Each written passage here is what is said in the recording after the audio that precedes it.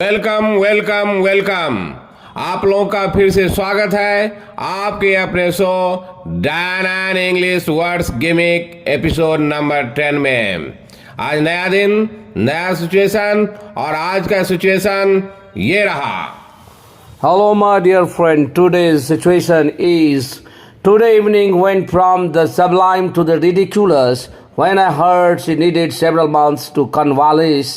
Preponderance number of her teeth unkeen in conundrum and tempers getting frayed on hearing, and since then all members were in the quest of how to way out from this stumbling block. चलिए, आज का ये situation रहा बहुत ही entirely different है, क्योंकि हम लोग पहले से बोलते आ रहे हैं। अब फिर से मैं बोल रहा हूँ, क्योंकि मैं डैन एंड इंग्लिश में जो आपको वर्ड प्रोवाइड किया जाएगा वो स्टैंडर्ड रहेगा, जिसको यूज करके आपको, जिसको याद करके, जिसको मैंने रिवाइज करके आपको एग्जाम में भी काम देगा, बोलने में, लिखने में पूरा हायर लेवल का आप होंगे, और उसके आधार पर आप सभी जगह से आप क्रॉस अपलॉज आप प्राप्त कर सकेंगे। तो चलिए, बिना देरी के हुए शुरुआत करते हैं आज का पहला word. First word of this show, that is from sublime to the ridiculous. From sublime to the ridiculous. देखिए, खास करके इस पे आपको रिडिकुलस पे आपको जोर देना है कि इसको प्रोनाउंसिएशन कैसे करेंगे, तो थोड़ा उस पे आप ध्यान दीजिए। देखिए आर आए, उसके बाद देखिए डी के ऊपर लकीर है। मैं बार बार बोल रहा हूँ, अब 3 times I said, still I am saying, D के पहले अगर ऊपर लकीर है तो इसका मतलब डी पे आपको जोर देना होगा। और उसके बाद देखिए जे जैसा है, जे को हम इंग्लिश ये सिंबल है, इसको हम यो पढ़ते हैं, तो री डी डॉ पे जोर देना है। रिडिक्यूलस, रिडिक्यूलस, मैंने इसको हम पढ़ेंगे रिडिक्यूलस, इसको बोलेंगे रिडिक्यूलस। ऐसे जब बोलेंगे तो आपका सही उच्चारण होगा। इसका अर्थ होता है from something that is good, exceptional और फाइन टू समथिंग बैड और सिली। मतलब वो अच्छा था, अच्छा से वो बुरा हो गया, खराब हो गया, बेवकूफ़ बन गया।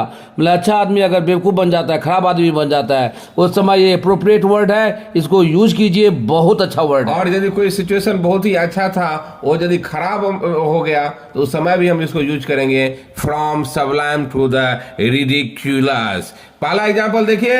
No sooner did Zelensky come to power than the condition of Ukraine went from sublime to the ridiculous. जैसे आप लोग भी जानते हैं और हम भी जानते हैं, जैसे जेलेंस्की जो यूक्रेन से संबंधित जो अभी करंट प्रेसिडेंट है वहाँ का, क्योंकि ये पहले तो एक्टिंग करता था, और जब वो पॉलिटिक्स में आया तो अभी आप हाल देख ही रहे हैं यूक्रेन का।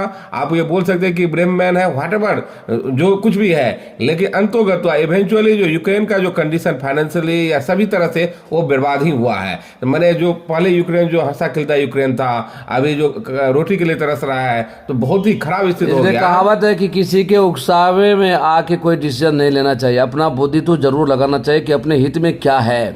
तो उसको हम यदि बोलेंगे यहाँ पे from sublime to the ridiculous. और दूसरा एग्जांपल देखिए।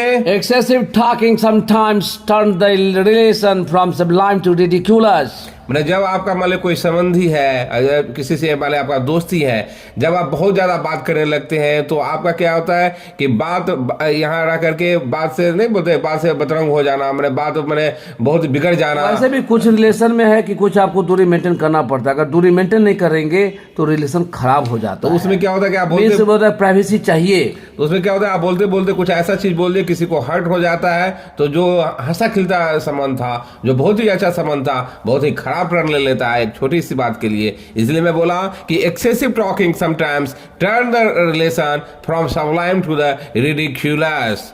आप याद रखिएगा ये word, from sublime to the ridiculous. Please pronounce the word in good manner so that you can make a place among that people, those who are well versed. ये हम लोग का शो के थ्रू मैं ये जताना चाह रहा हूँ कि आप वर्ड भी स्टैंडर्ड कीजिए और प्रोनाउंसिएशन भी अच्छा कीजिए, क्योंकि कहीं पे भी जाएंगे तो आपको वैल्यू बढ़े और ये ना लगे कि हम यहाँ से हैं, हम इस इस स्टेट से बिलोंग कर रहे हैं, उस स्टेट से मैंने ये नहीं आना चाहिए। Means of our saying pronunciation should be in appropriate manner so that you can make a place and you can make the people understand. Yes, I know English. चलिए आज का दूसरा वर्ड रहा मेरा कॉन्वालेस। कॉन्वालेस, CONVALESCE। देखिए के पहले नीचे लकीर है, इसका मतलब के पे हल्का जोर पड़ेगा, मीन्स नहीं के बराबर पड़ेगा। ए के आगे दो बिंदी है, तो मैं बार बार बोल रहा हूँ उसको कि आ ए करके के आगे बोलेंगे। अगर ए के आगे दो बिंदी रहेगा तो आ करके बोलेंगे। और देखिए V और L के ऊपर लकीर है, जिसका मतलब L पे जोर देंगे तो क्या पढ़ेंगे? कॉन्वालेस।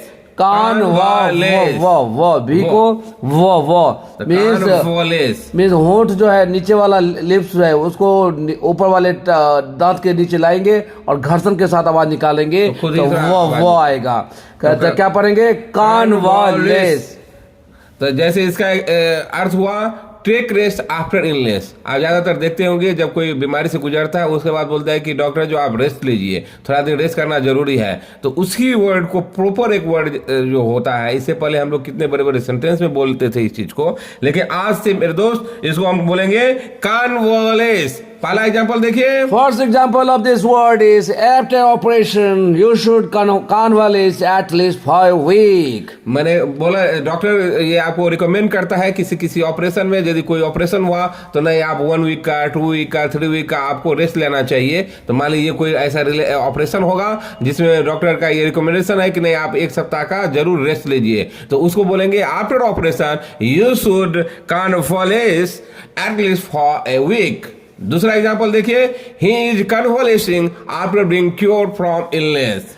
He is convalescing after being cured from illness. मतलब जो इलनेस था उसको बीमारी जो था, बीमारी से क्योर होने में मतलब मैंने अभी भी वो टाइम बिता रहे हैं क्योर होने में, उनको बोले कि बेड रेस्ट चाहिए तो अभी उसमें घर पे ही वो समय बिता रहे हैं। उसके बाद फिर मान लीजिए हॉस्पिटल से आए तो बोले कि नहीं आप थोड़ा रेस्ट कीजिए, उसके बाद आप वर्क पे जाइएगा। तो वो जो पीरियड होता है उसी को हम बोलते हैं कॉन्वालेस, उसी को बोलते हैं कॉन्वालेस। Third example of this sentence of word is 15 days convalescing is mandatory after the gallbladder operation.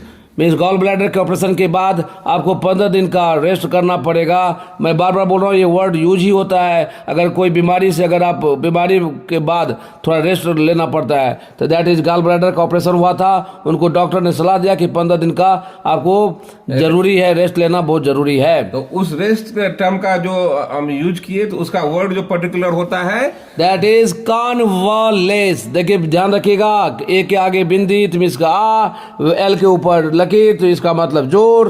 क्या पढ़ेंगे? कॉन्वालेस। कॉन्वालेस ये बहुत अच्छा वर्ड है। Please try to use this word so that you can make your presence. चलिए आज का तीसरा वर्ड है प्रीपॉन्डरेंस। प्रीपॉन्डरेंस ये पेट वर्ड है, बहुत अच्छा वर्ड है डैन इंग्लिश का, ये हमेशा यूज होता है, जिसको हम बोलते हैं प्रीपॉन्डरेंस। देखिए पी के ऊपर लकीर, इसका मतलब पी पे जोर देना होगा। ए के आगे दो बिंदी, इसका मतलब आ हो गया। और देखिए डी और ए के देखिए अब जो है उसके नीचे एक छोटा सा लकीर जैसा है, उसको हम रॉ करके बोलते हैं। कैसे पढ़ेंगे? प्रीपॉन्डरेंस। प्रीपॉन्डरेंस इसको बोलेंगे प्रीपॉन्डरेंस, माने होता है ग्रेटेस्ट अमाउंट, जो बहुत लार्ज अमाउंट में होता है उसको बोलेंगे लार्ज अमाउंट की। और यदि रिप्लेस कर लेंगे अच्छे वर्ड से तो उसको बोलेंगे प्रीपॉन्डरेंस। जैसे पहला एग्जांपल देखिए। preponderance amount of thanks for helping me. Preponderance amount of thanks for helping me. आप किसी को बोलते हैं यदि आपको हेल्प किया तो आप बोलते हैं बहुत बहुत धन्यवाद, आपको बहुत ज्यादा धन्यवाद। तो उसको यदि हम ये बोलेंगे इसमें अच्छे वर्ड के साथ तो preponderance amount of thanks for helping me।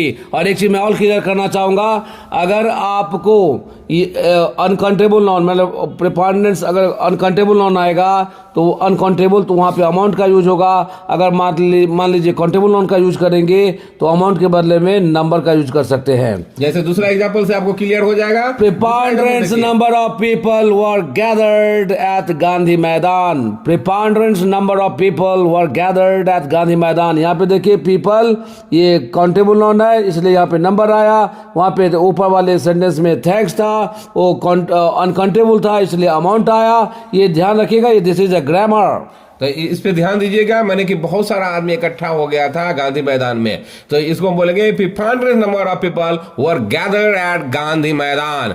तीसरा एग्जाम्पल देखिए, I have the preponderance evidences against his curiality. मैंने कोई जो मान लीजिए घृत काम किया हो उसके अगेंस्ट में मेरे पास बहुत ज्यादा साक्ष्य है, तो उसको जब हम बोलेंगे have the preponderance evidences against his curiality, तो इसको हम ऐसे यूज करेंगे। तो आप मुझे आशा है कि आप ये वर्ड समझ गए होंगे और आज से इसको यूज कीजिए, बार बार यूज कीजिए, उसके वर्ड के साथ खेलिए, तब जाकर के वर्ड आपका अपना होगा। चलिए आज का चौथा वर्ड है कीथ ऑन कीन, जिसको AND को यहाँ पे एंड नहीं पढ़ेंगे, अन पढ़ा जाता है। कीथ ऑन, के पे देखिए ऊपर लकीर है, कीन वाले में के पे ऊपर लकीर है, जिसका मतलब कीन बोलेंगे। Keith and kin means relatives, Keith and kin means relatives. आज से पहले अपने लोग यूज करते हैं रिलेटिव्स, तो सब यूज करता है, लेकिन मेरे दोस्त आज से यूज कीजिए कीथ ऑन कीन, कीथ ऑन कीन, एंड नहीं कीजिए, अन होता है, तो कीथ ऑन कीन। जैसे इसका पहला एग्जांपल देखिए, please share the information with your kith and kin, please share the information with your kith and kin. मैंने यहाँ बोला जा रहा है कि मान लीजिए आपके पास कोई इंफॉर्मेशन है, कोई सूचना है, तो उसको अपने रिलेटिव के साथ बांटिए, तो इसलिए बोला जाता है please share the information with your kith kin. दूसरा एग्जांपल देखिए, you should respect your kith and kin, you should respect your kith and kin means आपको रिश्तेदार को रिस्पेक्ट देना ही चाहिए, आदर करना ही चाहिए। आप चाहे कितने भी बड़े हो, कितने भी छोटे हो, लेकिन आपको रिस्पेक्ट देना ही चाहिए। रिलेशन को तो नहीं भूल सकते हैं ना, रिलेशन मान ली पिताजी हैं, रिलेशन मामा रहेंगे, तो रिलेशन को तो तवज्जो देना ही होगा, रिस्पेक्ट करना ही होगा। तीसरा एग्जांपल देखिए, I am living here with my kith and kin, I am living here with my kith and kin. मान लीजिए आप कहीं बाहर में रहते हैं, तो मान लीजिए अपने रिश्तेदार के साथ रहते हैं, तो उसको हम बोलेंगे आई एम लिविंग हियर, मैंने यहाँ विथ, मैंने अपने रिलेटिव के साथ मैं रह रहा हूँ। I'm 10 times said, still I'm saying it, please throw caution to the wind, nothing will be will o' the wisp. Pay heed on what is said by Darren English. My dear friend, please, if you like it, so please try to share these things, to subscribe it and pay attention over this part. जैसे इसको मैं बोलूंगा, please share if you are very interested in this show and if you like it, then please share this information with your Keith and कीन। इसको मैं ऐसे use करके भी बता दिया, और ऐसे आप यूज कीजिए, वर्ड अपना बनाइए। चलिए आज का मेरा पांचवा वर्ड रहा कनंड्रम, कनंड्रम, CONUNDRUM। देखिए एन के ऊपर जोड़ है, एन के ऊपर लकीर है, इसका मतलब एन पे जोड़ देना होगा। Conundrum, conundrum, conundrum, this is a noun, इसका मीनिंग होता है डिफिकल्ट प्रॉब्लम। जैसे देखिए एग्जांपल बना, देखिए nowadays we are passing through financial conundrum, nowadays we are passing through financial conundrum। मान लीजिए आपको पैसे से काफी तंगी में आप गुजर रहे हैं आजकल, तो उसको हम बोलेंगे nowadays we are passing through financial conundrum। चलिए दूसरा एग्जांपल देखिए, Solving English obscurity is real conundrum for me. Solving English obscurity is real conundrum for me. मान लीजिए किसी को इंग्लिश का मैंने नॉलेज नहीं, ऑब्सक्यूरिटी मैंने ऑब्सक्यूरिटी मतलब मान लीजिए उसको अज्ञान है, अनजान है, मालूम नहीं, समझ में इग्नोरेंट है, तो उसको अगर प्रॉब्लम है तो नेचुरली है कि प्लीज जर्नलिस्ट के पास आइए, आपके सब नॉलेज को इंग्लिश से रिलेटेड हर होपला, हर प्रॉब्लम को सॉल्व किया जाएगा। तो ये जो है ये तब तक है जब तक आप डायना इंग्लिश तक नहीं आए हैं। मान लीजिए किसी के साथ ऐसा था, तो मैं एग्जाम्पल में दिखाना चाहा कि solving English obscurity is real conundrum for me. मेरे लिए अंग्रेजी का जो अनभिज्ञता है उसको दूर करना बहुत ही बड़ा चैलेंज है। लेकिन अभी मेरे दोस्त आज से इसका चिंता छोड़िए, और डायना इंग्लिश आपके नजदीक में है, in your vicinity, please knock the door of the Diana English. With in few days itself it transform yourself in different outfit altogether. तभी तो डायना इंग्लिश कहता है कि so easy is English learning, so much enthusiastic you will feel. Take admission, take a decision in hottest will of learning English you must fulfill. तो ये हम लोग का स्लोगन है। चलिए तीसरा एग्जांपल देखिए, Nepal pass through on and off political conundrum. जैसे आपको भी पता है कि नेपाल में पॉलिटिकल अस्थिरता बहुत ज्यादा है, तो इसके लिए बोले ऑन एंड ऑफ माने इंटरमीडिएट, माने अक्सर हाँ बीच बीच में ऐसा होते रहता है नेपाल में, कोई फुल मेजोरिटी में नहीं आ रहा है। इसके कारण देखिए वहाँ पे अस्थिरता बना हुआ है, और वहाँ पे देखिए कितना प्रॉब्लम हो रहा है, बदलता रहता है, पावर बदलता रहता है, तो नेचुरली उसका जो प्रॉब्लम होगा वो ज़्यादा होगा, क्योंकि स्थिर सरकार नहीं रहेगा। तो आपको पता होगा कि हम लोग भी भुगत चुके हैं, इसलिए मैं यूज किया Nepal pass through on and off political conundrum. On and off, इससे पहले वाले वीडियो दूसरा या तीसरा वीडियो में हम लोग पहले सो में ये हम डिटेल कर चुके हैं, बता चुके हैं, और उसको देखिएगा ऑन एंड ऑफ को। और उसके बाद मैं इंटरमिटेंट को भी खोल चुका हूँ, वो भी सैनोनिम की तरह भी यूज होता है, तो उसको भी आप देखिएगा। चलिए आज का मेरा छठा वर्ड रहा, this is another idioms that is tempers get frayed, tempers get frayed, getting angry with each other, मतलब गुस्सा जाना, एक दूसरे पे गुस्सा जाना, उसको बोलते हैं tempers get frayed. This is a good idiom, please try to use in daily chores. मान लीजिए कोई आपसी बात चल रहा था, लेकिन ऐसा थोड़ा मान लीजिए वो दूसरे रंग परिवर्तन हो गया, मैंने झगड़े में परिवर्तन हो गया और आप एक दूसरे पे गुस्सा गए, तो उसको बोलेंगे getting angry with each other, उसको बोलेंगे टेम्पर्स गेट फ्रेड। ये इडियम्स है। जैसे एग्जांपल के तौर पे देखिए, first example of this word is having divulged his secret, Chandrabhushan tempers got frayed with Gulshan. ये दोनों स्टूडेंट अपना डैन इंग्लिश का स्टूडेंट है, और दोनों अच्छे स्टूडेंट हैं, बहुत अच्छा स्टूडेंट है, लेकिन कुछ बात पे दोनों को थोड़ा बकझक हो गया, तो इसलिए मुझे लगा कि अप्रोप्रिएट है, इसलिए मैं यहाँ पे एग्जांपल के रूप में दिया। मैं आपको पहले भी बताया और फिर बता रहा हूँ, मेरा जो एग्जांपल रहेगा अपने से ही रिलेटेड रहेगा और बहुत ही करंट सिचुएशन पे रिलेटेड रहेगा, जिसे आप अपने को कोरिलेट कर सकते हैं, आप भी यूज कर सकते हैं, क्योंकि मुझे आपको सिखाना है, मैं आपको डराना नहीं है। इसलिए मैं ये जो पूरा एग्जांपल जो लेता हूँ पूरा करंट लेता हूँ। Second example of this word is on trivial matter they both tempers got frayed. एक बार आप ये TRIVIAL इसका प्रोनाउंसिएशन देख लीजिए, क्योंकि अक्सर हाँ आदमी यहाँ पे गलती करते हैं। ये ट्रेवियल नहीं पढ़ेगा, ट्रेवियल नहीं पढ़ेगा, ट्रिवियल है, ट्रिवियल। क्या पढ़ेंगे? ट्रिवियल। इसको बोलेंगे ट्रिवियल, मतलब छोटा बात, छोटी बात, तुच्छ बात, छोटी बात। On trivial matter they both tempers got frayed, मैं छोटी बात पे दोनों गुस्सा गया, झगड़ा करने लगा, गुस्सा गया। तीसरा एग्जांपल देखिए, on seat sharing JDU and RJD tempers get frayed. आपको पता है, मैं केवल एग्जांपल के तौर पे ये बताना चाहा, जैसे अभी JDU RJD का यहाँ सरकार चल रहा है बिहार में, तो उनमें मान लीजिए सीट शेयरिंग के लिए कुछ ऐसा हुआ, एंग्री माने थोड़ा गुस्से आ गए, दोनों में तनातनी चल रहा है, तो उसको बोलेंगे on seat sharing JDU and RJD tempers get frayed. वैसे भी बिजनेस और पॉलिटिक्स में कोई दोस्त, कोई जन्मजात दोस्त नहीं होता है, कोई जन्मजात दुश्मन नहीं होता है, वहाँ पे सब कुछ जायज है, ये सब चलता है। चलिए आज का सातवां वर्ड है in quest of. In quest of means ये दिस इज अनदर इडियम, बहुत अच्छा वर्ड है। इन सर्च ऑफ किस प्लेस पे आप यूज कर सकते हैं, कि खोज में।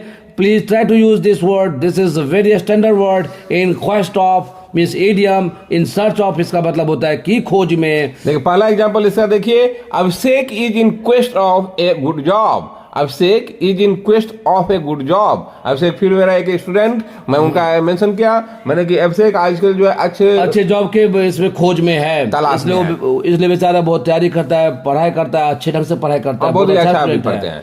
दूसरा एग्जांपल देखिए, majority of Indian students go abroad in quest of a good job. Majority of Indian students go abroad in quest of a good job. ये आप भी वाकिफ है इससे, ये हकीकत भी है, क्योंकि इंडियन स्टूडेंट जो थोड़ा अपने को जो ज्यादा इंटेलिजेंट समझते, ज्यादा उनको ज्यादा बुद्धि होता है, थोड़ा पढ़ने में अच्छे रहते हैं, वो ज्यादातर क्या हैं अब्रोड, विदेश चले जाते हैं अच्छे जॉब पाने के लिए। तो इसलिए मैं दिया majority of Indian students go abroad in quest of good job. तीसरा एग्जांपल देखिए, we are in quest of peace. मैंने हम लोग जो है पीस मैंने शांति की तलाश में है, इसको बोलेंगे we are in quest of peace. चलिए आज का मेरा फाइनल वर्ड और लास्ट वर्ड जो है, दैट इज स्टम्बलिंग ब्लॉक। एस पे देखिए, एस के ऊपर लकीर है और यहाँ पे बी के नीचे लकीर है, तो इसका मतलब बी पे जोड़ने पड़ेगा।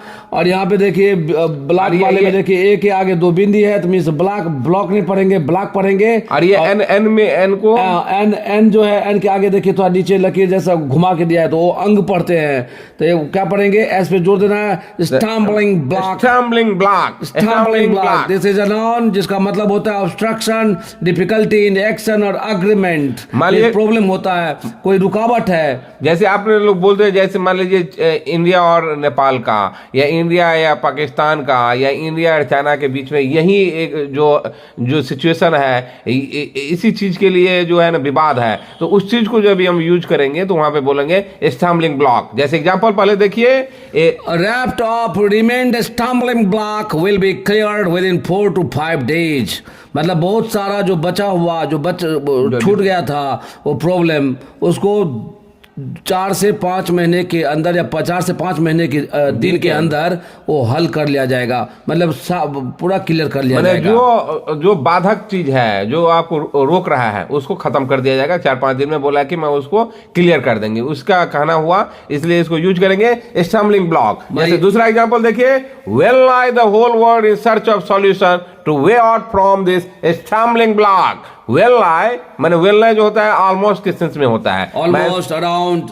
इसको हो सकता है मैं आगे एपिसोड में इसको ज्यादा डिटेलिंग करूंगा, लेकिन तब तक ये समझ लीजिए ऑलमोस्ट के सेंस में। Well nigh the whole world in search of a solution to way out from this stumbling block. मैंने एग्जांपल के तौर पे रख सकते हैं, जैसे कोरोना का जो केसेस हुआ वो सबको डिफिकल्टी ये किया, पूरा अवरोधक हो गया था, सब उसके तलाश में है कि इसको कैसे हम खत्म करेंगे, ये करेंगे, तो इसलिए बोलेंगे इसको यूज जो करेंगे, well nigh the whole world in search of a solution to way out from the stumbling block. My dear friend, अगर आपको अच्छा लगता है तो प्लीज सब्सक्राइब कीजिए, लोगों को बताइए और शेयर कीजिए। और इसलिए मैं बोलता हूं कि if you are smart enough, intelligent enough and enthusiastic enough, this qualities in itself enough and enough. तो प्लीज आज का तीसरा एग्जांपल देखिए, South China Sea is a stumbling block for the whole world. तो आप देखते होंगे न्यूज में जो साउथ चाइना सी के ऊपर बहुत ज्यादा झगड़ा चल रहा है, तानातानी चल रहा है अमेरिका और चाइना के बीच में, मींस रेस्ट ऑफ वर्ल्ड मैंने ये विवाद का कारण है, विवाद का कारण मैंने है। इसी चीज को नहीं बढ़ने दे रहा है। तो साउथ चाइना सी का जो सिचुएशन है या वही जो चीज है वो अवरोधक है बात में, इसलिए मैं यूज किया South China Sea is stumbling block for the whole world. तो चलिए, मुझे आशा है कि पूरा वर्ड में डिलिनेट कर दिया। एक बार ध्यान दीजिएगा उच्चारण पे, जो ये उच्चारण BLOC के ब्लॉक नहीं पढ़ेंगे, ब्लॉक क्या पढ़ेंगे, stumbling block, stumbling block. This is a noun. Please try to remember.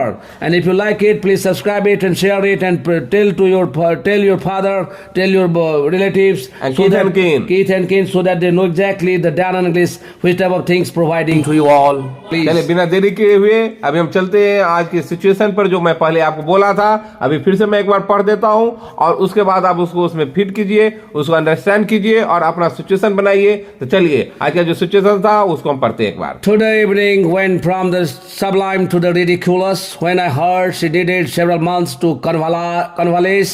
Preponderance number of her Keith and kin in conundrum and tempers getting freed on hearing, and since then all members were in the quest of how to way out from this stumbling block. तो मुझे आशा है कि अभी आप ये चीज समझ गए होंगे। इस पे आप वर्क कीजिए और उसको वॉच कीजिए, शेयर कीजिए, सब्सक्राइब कीजिए और इसको समझिए और सिचुएशन बनाइए। तब तक के लिए बाय बाय, थैंक यू।